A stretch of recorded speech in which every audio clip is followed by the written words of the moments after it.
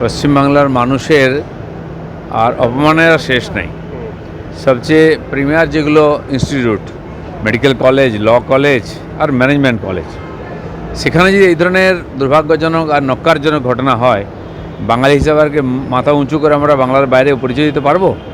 আজকে সেই সংকটের সময় এসে গেছে। সারা পশ্চিমবাংলার লোককে এটা ভাবতে হবে যে কারা সরকার চালাচ্ছে। মমতা ব্যানার্জির কোনো স্টেটমেন্ট আমরা দেখি না। তার মানে কি উনি এগুলো সমর্থন করছেন? তার অনুপ্রেরণায় এই সমস্ত ধর্ষণের ঘটনা হচ্ছে? এটা আমাদেরকে ভেবে নিতে হবে। তাহলে এরপরে যে এই যে নেতারা মুসলমানদের, যারা এতদিন মুসলমানদেরকে ঠিকা নিয়েছিলেন, মুসলমানদের ভোটের এরা হচ্ছেন এজেন্ট, টিএমসি, সিপিএম, কংগ্রেসকে বারবার জিতিয়ে নিয়েছেন। আজ যদি ব্যবহার করা হয় মুসলমানদেরকে, তেজপাতা হোক বা এঁঠো ভাঁড়, তার জন্য তোহা সিদ্দিকেও দায়ী আর বাকি নেতাও দায়ী। আজ মুসলমানদের প্রশ্ন করা উচিত, নিজেদেরকে তারা মুঘলদের পরম্পরার মনে করেন, উত্তরপুরুষ মনে করেন সেইভাবে, কিন্তু এত ক্রিমিনাল কেন মুসলমানরা? এত অশিক্ষিত কেন? কেন মুসলমানের ভ্যানওয়ালা ছেলেকে ভ্যানওয়ালা হতে হবে, ফলওয়ালা ছেলেকে ফলওয়ালা হতে হবে? কেন তার ডাক্তার, ইঞ্জিনিয়ার, প্রফেসর, লয়ার হবে না কেন? আজকে তোহা সিদ্দিকীকে প্রশ্ন করুন, কেন দিদির পায়ের তলায় বসে আপনি একজন পীরজাদা হয়ে তার চামচাগিরি করেন কেন? আর আজকে কালকেও হয়েছে, আমি যেখানে থাকি ভাঙড়েতে বোমবাজি হচ্ছে, মরছে। কে বোম মারছে আর কে মরছে, কে জেলে যাচ্ছে? সব মুসলমান।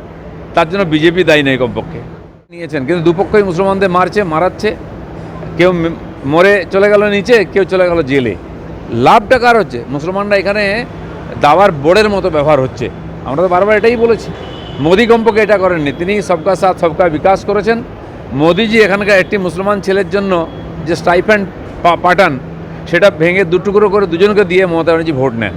ভাবতে হবে মুসলমানদের নিয়ে কী হচ্ছে। অনেকের সঙ্গে আলোচনা হয়েছে। সাংগঠনিক বিষয়ে কোনো আলোচনা না, সংগঠন আমি দেখি না। সংগঠনের ব্যাপারে ওনারা জিজ্ঞেস করেছেন, আমি জানিয়েছি।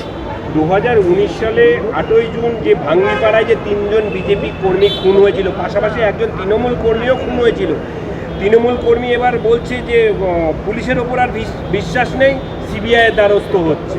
তাই এতদিন যখন আমরা সিবিআই চাইতাম, তখন টিএমসি বলছে আমাদেরকে বদনাম করা হচ্ছে বাংলার লোককে।